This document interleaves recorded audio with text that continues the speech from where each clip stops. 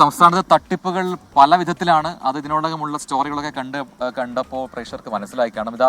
അതേപോലെ മറ്റൊരു രീതിയിലുള്ള തട്ടിപ്പിനെ കുറിച്ചാണ് ഇനി പറയാൻ പോകുന്നത്. അത് പലതരം തട്ടിപ്പ് നമ്മളിപ്പോൾ പ്രേക്ഷകരുമായിട്ട് പങ്കുവച്ചിട്ടുണ്ടല്ലേ. ഈ കഴിഞ്ഞ ദിവസങ്ങളൊക്കെ കുറച്ച് കൂടുതലാണ്. ഈ വർഷം കഴിഞ്ഞ വർഷം, അതായത് 2024, കഴിഞ്ഞ വർഷം എന്ന് പറയാൻ പറ്റില്ല, കഴിയാറായി, ഏറ്റവും കൂടുതൽ തട്ടിപ്പുകൾ റിപ്പോർട്ട് ചെയ്തിട്ടുണ്ടെന്നാണ് എനിക്ക് തോന്നുന്നത്. അതുപോലെ പലതരത്തിൽ ഇപ്പോൾ ഏറ്റവും ഒടുവിൽ ലോൺ കൊടുക്കുന്ന വെബ്സൈറ്റ് വഴിയാണ് തട്ടിപ്പ്. അപ്പം പലരുടെയും അജ്ഞത മുതലെടുത്തുകൊണ്ടാണ് ഇത്തരം തട്ടിപ്പുകൾ ഇവർ നടത്തുന്നത്.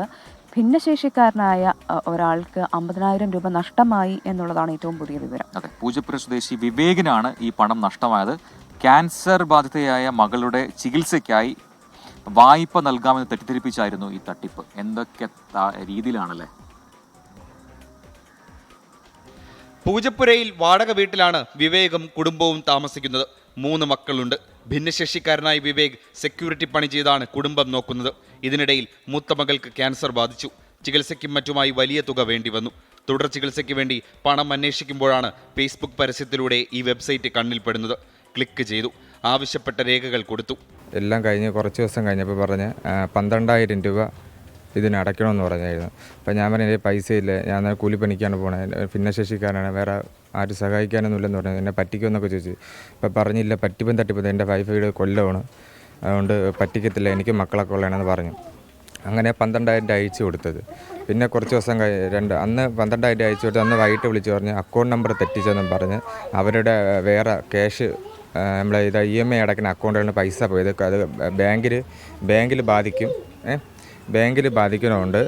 നിങ്ങൾ പൈസ ഇട്ട് തന്നില്ലെങ്കിൽ നിങ്ങളെ പേരിൽ കേസ് എടുക്കുമെന്ന് പറഞ്ഞു. ഇല്ലെങ്കിൽ നിങ്ങൾ അവിടെ ചെന്നൈയിൽ വന്ന്, ഇല്ലെങ്കിൽ അവിടെ നിന്ന് പോലീസിന് കേസ് എടുക്കുമെന്ന് പറഞ്ഞ് എന്നെ ഭീഷണിപ്പെടുത്തിയായിരുന്നു. അങ്ങനെ ഞാൻ പൈസ ഇട്ട് കൊടുത്തത് മൊത്തം 52,000 രൂപ ഇട്ട് കൊടുത്തു. വാട്സപ്പിൽ ബിസിനസ് അക്കൗണ്ട് വഴിയാണ് തട്ടിപ്പുകാർ വിവേകിനോട് ചാറ്റ് ചെയ്തത്. പറഞ്ഞ പേരോ സ്ഥലമോ ഒറിജിനലാണോ എന്ന് പോലും ഉറപ്പില്ല. ആകെ അറിയാവുന്നത് നൊവാക് എന്ന കമ്പനിയുടെ പേര് മാത്രം. യഥാർത്ഥത്തിൽ നൊവാക് ടെക്നോളജി സൊല്യൂഷൻസ് എന്നൊരു കമ്പനിയുണ്ട്. ഇത് പക്ഷേ ലോൺ നൽകുന്ന ഒരു കമ്പനിയല്ല, പകരം IT സേവനങ്ങൾ നൽകുന്നൊരു സ്ഥാപനമാണ്. ഇവരുടെ വെബ്സൈറ്റിൽ നോക്കുമ്പോൾ തന്നെ അവരൊരു മുന്നറിയിപ്പ് കൊടുത്തിട്ടുണ്ട്. അതിൽ പറയുന്നത് ഇങ്ങനെയാണ്: തങ്ങളുടെ കമ്പനിയുടെ പേരുപയോഗിച്ച് പലരും പല ആൾക്കാരിൽ നിന്നും ഇത്തരത്തിൽ പണം തട്ടിയതായി പരാതി ലഭിച്ചിട്ടുണ്ട്. അതുകൊണ്ട് ജനങ്ങൾ ജാഗ്രത പാലിക്കണം.